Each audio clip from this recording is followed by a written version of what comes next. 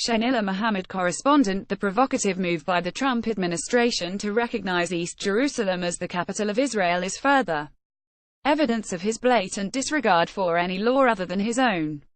No country in the world recognizes Israel's annexation of East Jerusalem, and this makes the decision to confer United States recognition deeply troubling. Not only does the decision contribute to undermining the international rule of law, but it also shows a total disregard for the mass human rights violations that Palestinians are facing as a result of Israel's annexation policies. There is international consensus, including United Nations Security Council resolutions, on the illegality of Israel's annexation of East Jerusalem.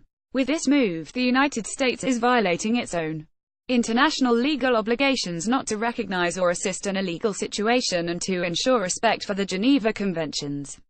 It is important to note that the decision is not new in the political landscape of the United States. Both Bill Clinton and George W. Bush have made similar promises in the past, and in 1995 the United States Congress passed the Jerusalem Embassy Act, a law to move the United States Embassy in Israel from Tel Aviv to Jerusalem in recognition of the city as the undivided capital of Israel.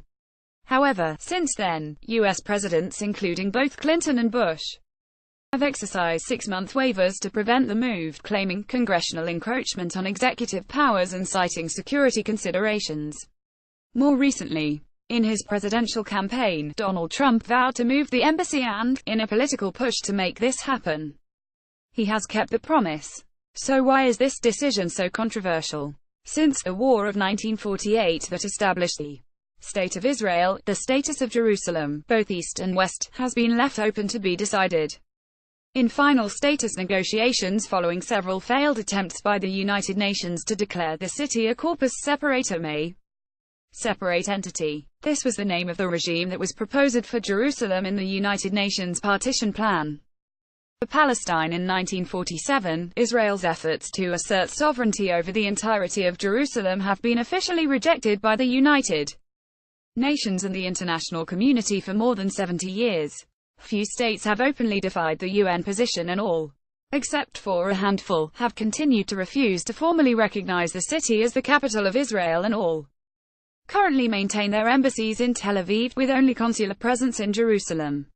In addition, the areas of Jerusalem and the West Bank that came under Israeli control in 1967, and which were included in Israel's municipal areas for Jerusalem, are universally acknowledged as occupied territory, where international humanitarian law is applicable. Immediately after the end of the war in 1967, Israel declared its intention to annex East Jerusalem, and finally passed a law in 1980 to that effect. Israel's annexation of the occupied East Jerusalem areas is illegal and has been condemned by the international community through various UN Security Council resolutions. The international recognition of the annexation as illegal means that all states have a binding legal obligation not to act in a way that recognizes or assists in this illegal annexation. Furthermore, there is an obligation on third states, in this case the United States, not to recognize nor assist the illegal situation and cooperate to bring the unlawful situation to an end. Thus, the decision to recognize Jerusalem as Israel's capital and announcing the move of the U.S. Embassy there does not only support illegal Israeli actions of extending sovereignty over occupied territory, but also constitutes a violation by the U.S. of its own international legal obligation to refrain from recognizing or assisting the illegal annexation and to ensure respect for international humanitarian law as a high contracting party to the Geneva Convention. The UN Security Council is expected to meet on Friday to discuss the decision following a request by 8 countries of the 15-member body, including the United Kingdom, Italy and France.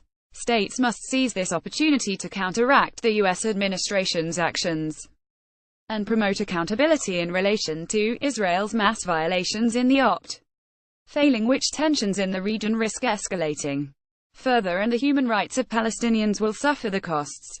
DM